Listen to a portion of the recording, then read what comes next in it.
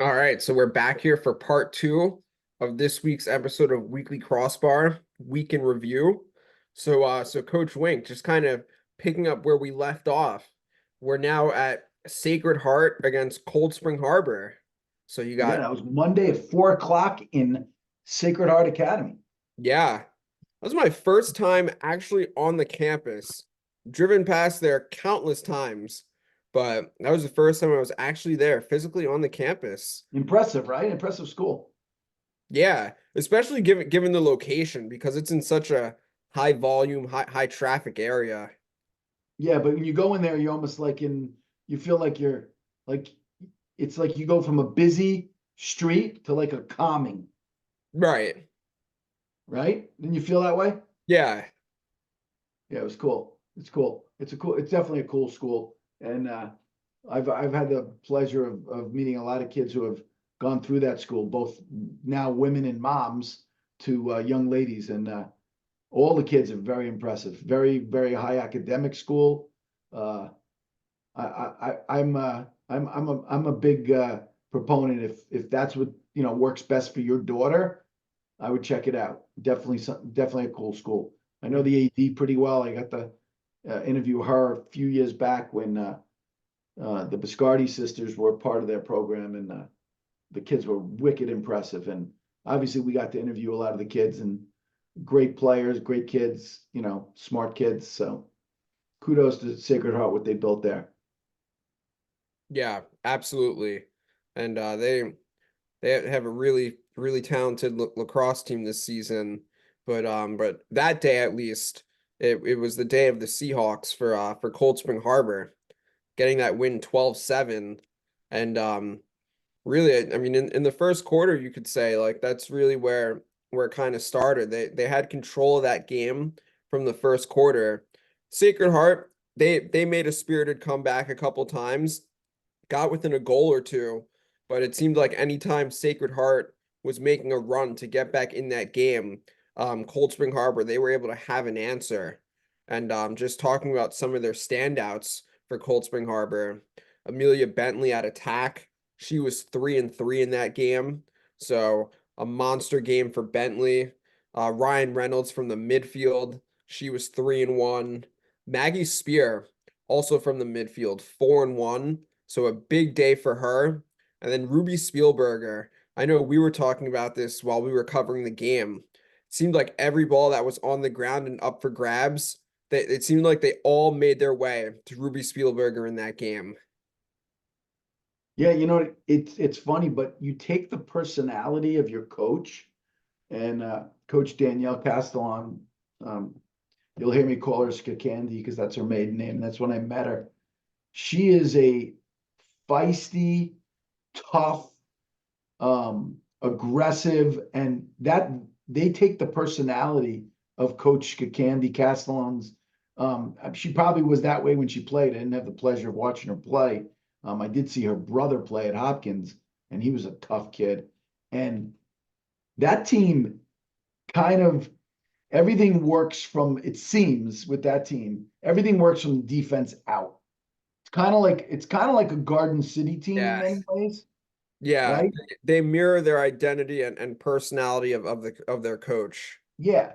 And I had the pleasure of being at having children at Cold Spring Harbor years ago when Danielle just took over. She was young, early 20s, like literally right out of Hofstra. And she has made with her staff, she's put together an amazing staff. I mean, from seventh grade up, which I tell every coach they should mirror Cold Spring Harbor. If you're lucky enough to get the amount of quality coaches, and part of that is, having Mike Bongino as an AD. He's Mhm. staffing the group, but she has done an amazing job with that program. And I'm telling you something, I am so up and high on that team this year. I think that team, if they play to their potential, and we've seen a couple games where they have, they Yeah. could win the state championship. Yeah, absolutely. They've been knocking on the door the last couple years, but now, I mean, everyone on that team is more seasoned, has more experience, and it seems like they kind of know that Like this, they kind of have some unfinished business because it's like they were right there last year. They lost in the semifinals 6-5 against Skinny Atlas. Yeah, who won it? Or did Skinny win it? Yeah, I think they ended up winning the whole thing. Yeah, Skinny's good. I mean, they're good. And then I was talking to some upstate guys the last few days. And I think Cold Spring Harbor, if they play to their potential and stay focused on the goal, and they're very team oriented. I mean, most of their goals are assisted, That's a great point. right? Didn't you Yeah, notice that? yeah. Like Bentley's been like the quarterback back there, Yup. but I mean, it doesn't matter if it's coming from the top, from Reynolds, or from the bind, from Bentley. And then they got some good young guns, Kelly Callahan, who's going to University of Chicago, which is an unbelievable school, and they got an excellent Division III lacrosse program. They got the young gun, Malata. Defensively, I mean, Rachel Louie, I mean, that kid is as feisty as they come. And then let's not forget about their goalie. Their goalie is one of the top goalies in the United States of America. Soskin is a difference maker. That's huge. I mean, are you kidding me? Like, you got one of the best goalies in the country. You're always going to have a chance if that's the case. Yeah, yeah, and her sister's been stepping up this year, little Zoe Soskin. Yeah, Zoe Soskin, that's true. Yeah, though she's been the backer. I always kid her because I know her boyfriend Sammy really well, so I call her Mrs. Bruno. But I mean, I got to tell you something. She has done a great job, kind of leading that defense along with the other forces around her. So yeah, Jenna Kessler as well. Jenna played really well. I think what was she a POG? Not in that game. Dude, I thought she played really well in that game. She comes up with a lot of ground balls, her and Spare. That's a team. I think I'm riding that team. I'm going to be riding that team this year. I mean, I know they had a tough one. I know you're going to mention the score against GC. What was it, a 1-goaler against GC? Yeah, 8-7 game. Their two losses have both been by a goal, by the way. Yeah, they lost to Manhasset by a goal, right? And they lost to GC by a goal. Yeah. Yeah. And Manhasset's in the C's. So, I mean, it's possible. I mean, there's a few schools that, I mean, right now it is up for grabs in the A's and the B's. Yeah, totally. I mean, you got Syosset and Pequa, right, in the A's, with Farmingdale looking from the outside in right now. Would you agree? Yeah, oh, Port. Yeah, Farmingdale and Port Washington. Port's in the mix there. Yeah, they're in the mix too. Yeah, I would put Port. I would go Syosset, Pequa, Port, Farmingdale. Yeah, that's your 4. Then in the B's, right, you got GC1. Yeah. Manhasset. Well, I think B's. Well, Manhasset C. So Long Beach is probably 2. your next B. Yep. Who's your 3? North Shore, is that a C? They're at C. Yeah, North Shore's a C. Who's the next B? I think the next B. I don't think your next B is a power conference team. No, because Seaford's a C. Yeah, Seaford's a C. Manhasset's a C. Then Southside's a C. Yeah. So you could be looking at the trilogy, Long Beach GC in the county final. Yeah, that's been that way forever, huh? Well, I don't know how long. At least since I've been covering games, this would be the 3rd straight year if you get it. Because 2021, I believe it was Southside GC because Southside was a B at the time. Got it. So this would be the 3rd straight year if it's Long Beach GC. So in the C's, we're looking at Manhasset, Wantor, Southside, North Shore, Seaford. Mm-hmm. And then the D's, the Seahawks they're walking to in my opinion, they're walking to Cortland. Yeah. I don't think anybody's touching them in the D's up till they get to Cortland. Yeah. That's what they're looking at. That's probably why Danielle has St. Anthony's on May 13th, because that's a great way to end the regular season, playing against the #1 team in the country right now. Like, what better way to prepare for the playoffs and who you might see up at Cortland than playing against St. Anthony's? Yeah, I And I think noticed that they've been playing each other at least for the last couple years. yeah, that's a good move on Danielle's part. Very good move. I was thinking about that when I was looking at the schedule and thinking, because they have a gap, because they go right to the D finals, because they're going to be the 1 seed, right? Yeah. So I think that's on the 20 something first or something. So no, I don't think they go right to the finals. I was looking at that. I think they go to the semis. They do have 4 teams. So then the finals. But it's a good move. I mean, she's definitely going to need to scrimmage some teams to get prepared for the upstate guys. Moving away from Cold Spring for a second, let's talk a little bit about Sacred Heart because they got some very, very good kids. Yeah. Let's start in the net because they have a freshman in the net, Olivia Monago, starting for them. And that's a big deal. If you're a freshman and you're in the net starting at a program like Sacred Heart, Monago, she had 11 saves in that game. So definitely want to just give her a shout out because that's a name that we'll be looking at for the next handful of years. Yeah, we're gonna be following that kid's career. That kid's definitely gonna be a big time recruit when the time comes. We've been watching. Absolutely. We got to watch her in the Winter League, and that was our first Yes. glimpse to her, right? Yeah, it was. Yeah, and then but they got some really good upperclassmen. I mean, you literally could go through. You could start with Katie Cole going to BC on defense. She didn't play in that game, Yeah. which we should talk about because you're missing your best defender. Yeah. Yeah, that's not nothing. Like that's a big No, that's a big deal. You know what I yeah. mean? That's like taking, you take Ryan Reynolds off Cold Spring. The team is different. Hmm. We talked about Charlotte Ratchin off Southside. I mean, it's not 15 goals different, but it's different. Yeah, it has an impact without question. Yeah, especially in the girls' game where having the ball is so dominant. Hmm. Katie Cole doesn't just play defense. She clears the ball, she runs the defense. She's like the quarterback of the defense. So Yep. that's a big deal. When I saw she wasn't playing, I did speak to her pop. She's going to be okay. She hurt her foot in the Oak Knoll game, and she just needed like a week to get better. So hopefully she's playing tomorrow. We'll talk Oh about when yeah. we're going to see her. Yeah, yeah, hopefully 'cause tomorrow's a big day.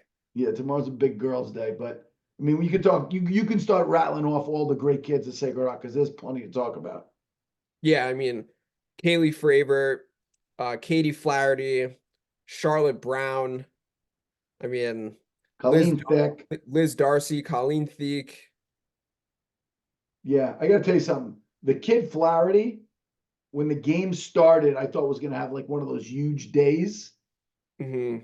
and I think part of it was not having, their senior leadership. Took a little oomph at him because Cold Spring kind of, smacked him in the face a little bit with what were they up? Were they up 5-0 or 4 Uh, nothing? at the end of one, it was 5-1. Yeah. They fought back though. I mean, they got it to what, like eight It seven? became, yeah, I believe it was 9-7. They got within 2, I believe. Yeah, I thought it was gonna. It's funny, but Cold Spring they were resilient. Give Cold Spring a lot of credit for being as resilient as they were, and they play a good schedule. Cold Spring Harbor. I mean, playing Yes in the they Power do. Conference, right? Yeah, you automatically get a good schedule by being in the power conference. But again, with their non-league games, like playing Sacred Heart, playing St. Anthony's, tomorrow playing William Floyd. Yeah, I'm excited to see Kayla Gilmore up against Ryan Reynolds. They're going to be future teammates. Yeah, that's a great point. That's pretty cool, right? Yeah. Future Terps battling it out. Oh yeah. I think that's really cool. They'll end up being best friends. Um, get off the girls' game. Let's go to the boys' game. We got to deal with on Wednesday. Well, there was nothing Tuesday, Right. so we did have a day off of covering games. I mean, we were still very That was busy. that was a recovery day. Recovery That day. sat in the ice bath. I'm kidding. That's great, huh? Yeah. So Wednesday, we went to arguably one of the most beautiful stadiums in Long Island for a high school. Plainedge is just ridiculous how beautiful it is. Yeah, they got a great setup over there. beautiful turf. I mean, the bleachers, the scoreboard, like they got a nice setup over there. Yeah, they got the Only, music and yeah, they got the music cranking at the stadium announcer. yeah, it was cool. It was a cool setting, but it was definitely a little melancholy because I got to run into an old buddy who used to coach at Plainedge, and it didn't end very good there at Plainedge, and that's very unfortunate. And unfortunately, sometimes the higher ups in Plainedge or any school district, I should say, make decisions that just you just shake your head and go, "Oh God!" It blew me away. But that was a little melancholy for Coach Wink. But Plainedge Bethpage, that game started out kind of like a 1 goal game, right? Yeah, yeah, it was. I mean, it ended up being a 1 goal game, but yeah, that one I think because we were covering that game, and I think there were a lot of, I think, unforced turnovers, uncharacteristic turnovers. The one downside about that is the sun can be a killer over there, Oh my and God, dude. How many yeah, times did someone throw the ball in the sun and the kid couldn't see it? yeah, yeah, that happened quite frequently. Yeah, I don't know if there's I was thinking about it. I don't think they could have turned it any other way, but there's nothing you can do about it. I guess Yeah, the goal is to play on a cloudy day. yeah, over there at least. So who stood out for you in that game? I know the kid Soliday played well for Bethpage. Yeah, Bethpage ended up getting the win in that game, 6-5 actually. So close game, a good conference battle. But yeah, for Bethpage, you could talk about Bryce Wiley from the midfield, kind of making his presence felt both defensively. I would say more so on the defensive end, to be honest, and also clearing the ball for Bethpage. Then from an offensive standpoint, I mean, you had Anthony Gawarshi. He was 1 and 2 in the game. Andrew Reinhardt, he had 3 goals in that one. I think from a goalie perspective, Jake Kelly, he had 12 saves in that game, only allowed 5 goals. And a couple times down the stretch in the fourth quarter where Plainedge looked like they may have had a chance to tie the game. Jake Kelly, he came up with some crucial saves to keep the lead for Bethpage as they were able to hold on in that game for a 6-5 win. Yeah, so after we covered that game was on Wednesday evening. We decided we were going to do a double header and we can do the gate game of the week. A gate game of the week was at Northport High School. We did the girls William Floyd Northport. That was a Class A tassel. For those of you who don't know, Coach Rose, who's been coaching at Northport, God Almighty, 30 years maybe. I don't even know the exact number. Probably a little under 30. She is 6 wins away from 500 wins. It's Yeah, unbelievable. yeah, and we were looking at their schedule the rest of the way. So it lines up where if they were to run the table the rest of the regular season, she would get that 500th win in their final game of the regular season Against at Pat Med, right? John Medford. Yeah. That would be cool. That would be really cool. And if not, maybe in the playoffs. But because she's got some tough ones. She's got 2 really tough ones coming up in the next 2 weeks. That was 2 completely different ball games, that game. First half, all William Yeah. Floyd. Second Yeah. half, all Northport.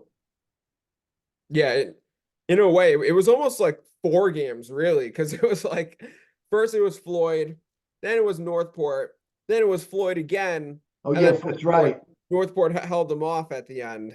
Yeah, that's a good point. It was.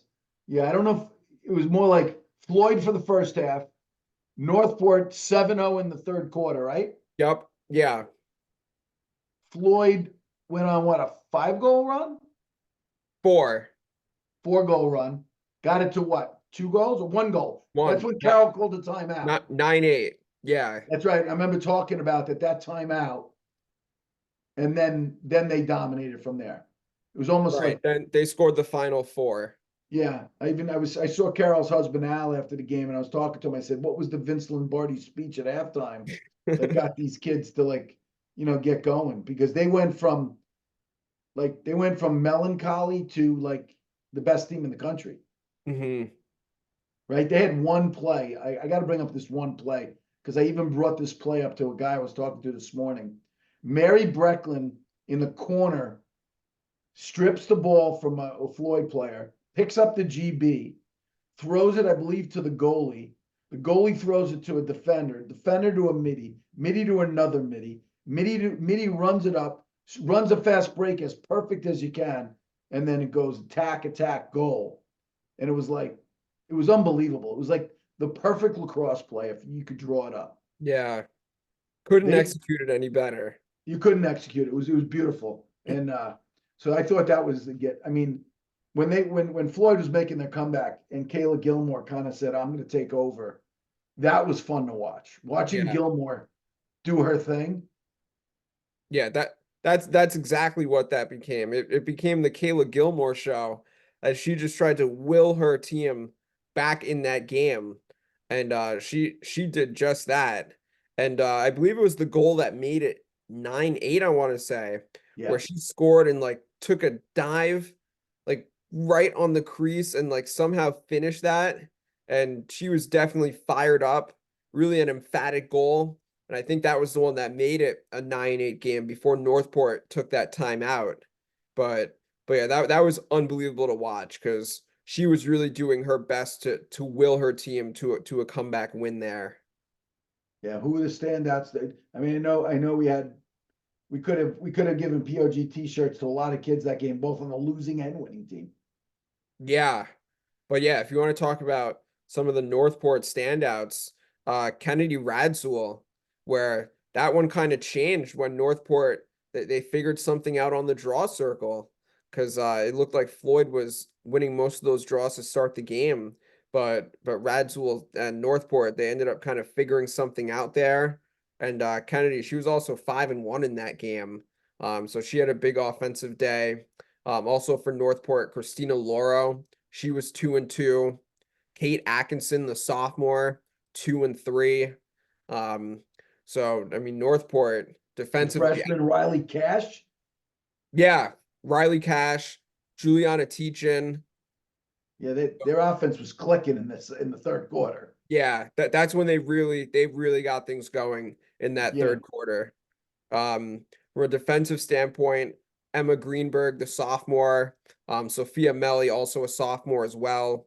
Um, I thought they were important for Northport, did a great job of clearing the ball. And that's really where things kind of took a turn when Northport, they really started not only just like dominating the possession game, but also defensively coming up with stops and being able to successfully clear the ball up to their offense.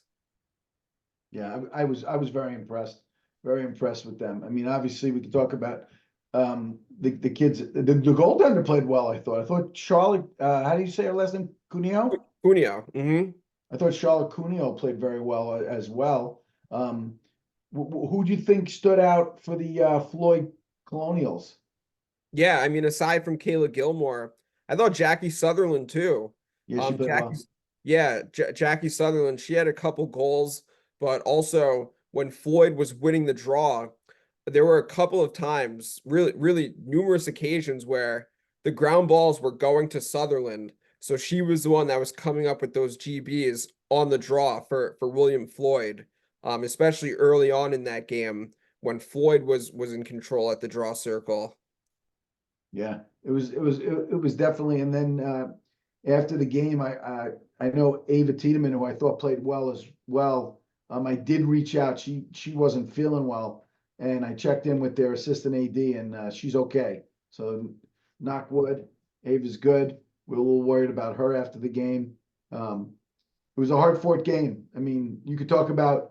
I mean, the top four A teams are Floyd, Northport, Ward Melville, and Comac. And Ward Melville and Comac were playing later in that day. And from what I heard, that game was a 1-goal game. That's what it ended as, a 1-goal game. Yeah, ended as a 12-11 game in favor of Comac. But it seemed like that might have been one of those games where potentially the final score didn't really indicate how that game transpired because judging from the box score, Comac at one point they were up 10-5 in that game. So seemed like Ward Melville must have had a spirited comeback attempt in that game and fought back to get within one, but Comac able to hold on there. And Comac Cougars are the #1 seed if the season ended today. yeah, they are. They still got to play Northport, right? Have they played Floyd yet? No, they haven't played Floyd yet either. Yeah, so they got to play 2 of the top 4 teams. But at the end of the day, Northport hasn't played Melville or Comac either. So Floyd has played Melville though, right? Uh, that I do not know. I believe they I have. want to. I don't.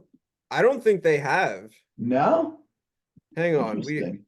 We could check. Hold on. Check the trusty website. Well, Let's let's take a well, look here. yeah, because that's gonna be that's probably one of your better semifinals, those 4 teams in the A's in Suffolk. No, they haven't played yet either. So none of the 4, okay, so they're just starting to play each other. That's good. It's good to know. It's good to know. Well, you're gonna see how we're gonna do a little bracketology in our next crossbar next week. So be prepared for that. I've been working on it. Been working on my bracketology. I need to get past the NFL draft. Now that I'm past, when I beat my son-in-law. So if anybody runs into Rob, just rub it in a little bit. Not that anybody knows Rob, but you know what I'm saying. The last game of the week for us was a huge rivalry game. And we went to the wrong school initially. Well, not the wrong school. We went to Farmingdale High School. It's Farmingdale, Massapequa. We went to Farmingdale High School. That's usually where they play. But because of a scheduling conflict with the girls program, the girls were at the school. So we ended up finding out from a bunch of nice Massapequa parents that the game was at Howitt Middle School. If Yep. you haven't been there, go there. It is one of the coolest sports complexes on Long Island. Yeah, Ellis, did you go drive around and see the baseball field? I saw it when I pulled out of the parking lot. Was that amazing? Like, how That sick is it that a home run at that place? Yeah. Well, if you had a home run there, it's onto the lacrosse field. So that's how you know you have major power. Dude, I was like, this is so cool. And they were aquatic center and like, dude, Farmingdale's and I heard the reason they built all this stuff is they did it in a bond, and it cost each family next to nothing to do this. Wow. Everybody should learn from the Farmingdale School District what they did there. It was beautiful, right? Wasn't that field amazing? No, I was blown away when I got there because I've never been there before. I was like leaving there. I wanted to just drive around, me with sports facilities, and it was like it was so cool. It was so cool. I mean, the game wasn't very close, but it was still spirited. Yeah, because it's a rivalry game, so naturally you're gonna have a high level of intensity, great crowds, I would say, from both sides. But yeah, that one Farmingdale ended up pulling away in that one in a big way, winning that game 10-3. So that's a big one for the Dalers. I mean, we were talking yesterday after the game, like that essentially gives them the 1 seed, right? In Class A. Yeah, because they beat Syosset and Port by a goal, and then just beat Pequa. So now, really, the rest of their A games are against the 5, 6, 7, 8 teams. Most likely not losing to those teams. So they locked it up. Coach Dunn, who took over for Coach Hungerford, when I saw him after the game, he's like, "You got to come to every game." And I'm like, "What do you mean?" He's like, "That was the best game we've played all year." I said, "Dude, I had nothing to do with it. I was a spectator. I enjoyed watching your team play well. I thought they played very well. I thought the Farmingdale team as a whole. Well, first of all, let's start with JJ Damo, the sophomore faceoff kid. Yeah, in command at the X. Oh my God, that kid dominate. Big time. Damo the Dominator. That'll be his like wrestling name. Damo the Dominator. That was awesome. Also, let's talk about this the defenseman Galgano, number 8. Yeah, Mike Galgano. Because he was covering Massapequa's best attackman, right? Mm-hmm. The kid Burns. Yep. He did an unbelievable job on him, I thought. Lockdown. Like, and the kid's a sophomore, right? Yeah, he's a 26. Yeah. Yeah. So I'm like, I went to Dunn, and Dunn's one of the best defensive coordinators out there. I'm like, you're gonna have basically 3 more years with this kid. If this kid keeps getting better, this kid's an ACC Big Ten defender. Mm-hmm. That kid's legit. Their Yeah. defense, Ippolito, that kid, Jackson Yep. Parisi. Parisi. Who's the fourth kid that I'm missing? Uh, you talking about Danny McLaughlin, Danny McLaughlin. 27? So the irony here is their offense, who had the two studs back, O'Keefe and Lennon. O'Keefe played a great game, by the way. Great floor general. He was a floor general. He was Jalen Brunson at his best. So you know the play that ended the second quarter, the buzzer beater by Yes. Lennon from O'Keefe? Yes. Guess where that play wound up? Where? Sports Center top 10. No way. Check it out. ESPN? That's right. Are you serious? Yup. No joke. So cool. Yeah. Where did you see that? Last night? Instagram. Dude, that's cool. I know. Oh, it deserves it. Yeah. Beat the buzzer. Lennon with a behind the back finish. Yeah, the shot that Lennon took. I'd like to get the measurables on Caden Lennon. That kid took a shot. It looked at the end of the game, I think it was their 10th goal, if I remember correctly. I think he lifted the goal with the shot. Well, there were two shots where we kind of were like, oh my God, because one of them bounced and then you could hear it bounce and ring off the crossbar The one in the before it went corner. in. Yeah, the one in the corner. Yeah. Yeah, he shoots like he's shooting with a long pole. Yeah, so they're and then they had I love their two sophomores, the Josh Kama kid and the Kuhn Sunday kid. I love those two kids. Those two sophomores. Mm-hmm. They played awesome as well. I hadn't seen Pequa play since Winter League. I didn't know they're young guns. The Byrne kid's going to be a real good one. Yeah. Tyler Byrne. Obviously, Little Spallino, who's a freshman. You got Rocco. Spallina. I thought Gennady played very well in the net. Yeah, I was I going to thought say Caputo played well in the net for Farmingdale. Mm-hmm.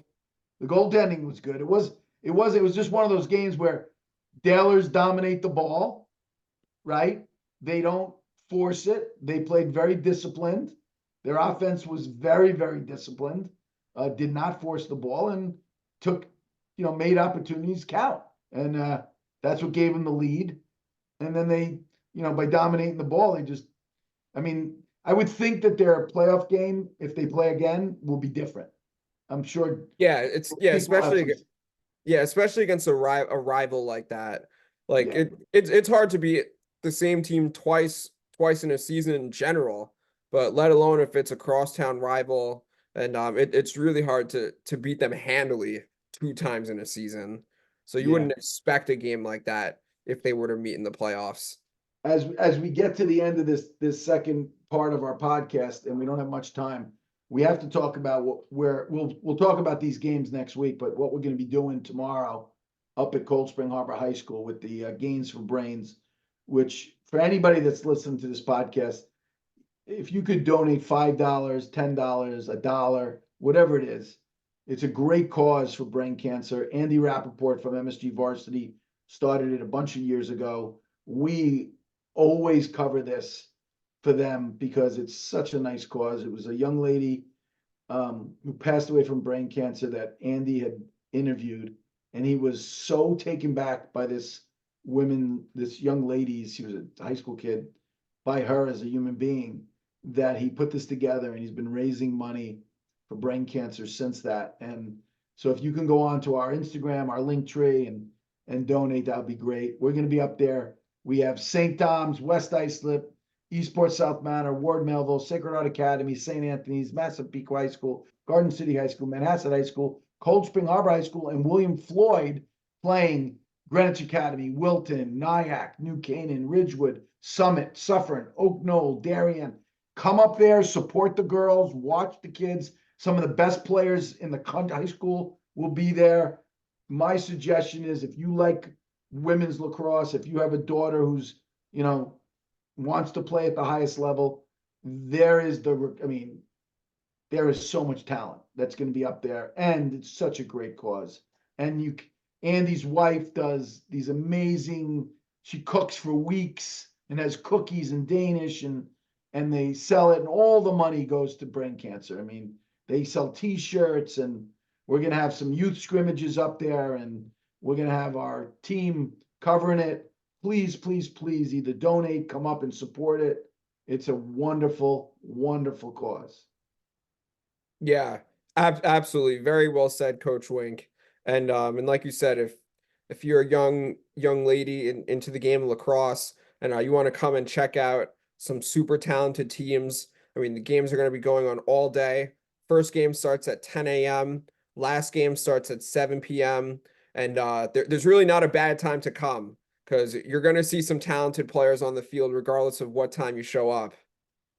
Yeah, and if you come up there and you see people playing lacrosse on the field, there's gonna be a bunch of youth teams kind of doing controlled scrimmages. Our goal over the next couple of years is to get maybe a youth tournament around it and take all the money and donate it to Gains for Brains. Cold Spring Harbor is a beautiful high school. It has 2 turf fields, but it's supposed to be a nice day. It's supposed to be like in the 60s. It's supposed to be partly sunny. So if you're not overly busy, or if you are and you can't make it, go on to our link tree and click on it and donate whatever works for your family. But it is a wonderful cause, and kudos to Andy Rappaport and his wife, and Coach Bongino and Coach Castellon for putting this together. And I think they've been doing this for I don't even know how many years, but we want to make it a big deal and get the word out. So hopefully more people know about it. Yeah, absolutely. But Wrap it up. yeah, I think that's gonna do it for this week's edition of Weekly Crossbar Week in Review. So just want to thank everyone and anyone that tunes into this podcast. It's greatly appreciated. And Coach Wink and Ellis, we'll talk to you on the other side.